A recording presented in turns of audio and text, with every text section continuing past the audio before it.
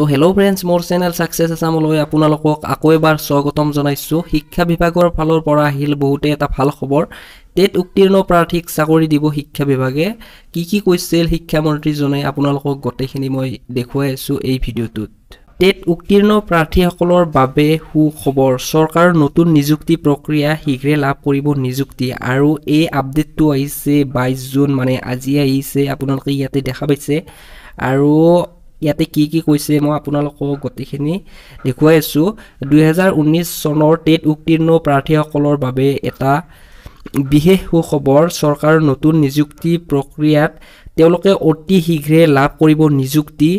কিন্তু এতিয়ালৈকে সি টেট উত্তীৰ্ণ প্ৰাৰ্থীসকলৰ ক্ষেত্ৰত কোনো সিদ্ধান্ত গ্ৰহণ কৰা হোৱা নাই। আমগুৰিত উপস্থিত হৈ শিক্ষামন্ত্ৰী ডক্টৰ ৰণোজ পেগুৱে এই গুৰুত্বপূৰ্ণ মন্তব্য কৰিছে।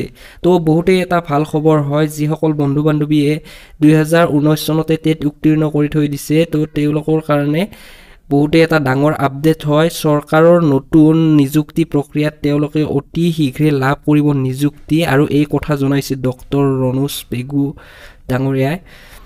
আৰু ইয়াতে লিখিছে চলিত বৰ্ষতে চাকৰি দিয়াৰ প্ৰতিশ্ৰুতি শিক্ষামন্ত্ৰীৰ। তো বহুতেই ডাঙৰ এটা আপডেট হয়, চলিত বৰ্ষতে আপোনালোকক নিযুক্তিসমূহ দি দিব। তো ভিডিঅ'টো এইখিনি আছিল আপোনালোকক দিবৰ বাবে। যদিহে ভিডিঅ'টো ভাল লাগিছে তেনেহ'লে ভিডিঅ'টো লাইক কৰিব, শ্বেয়াৰ কৰিব আৰু লগতে চেনেলটো ছাবস্ক্ৰাইব কৰিব একেবাৰে নাপাহৰিব। আজিলৈ ইমানে। জয় আই অসম।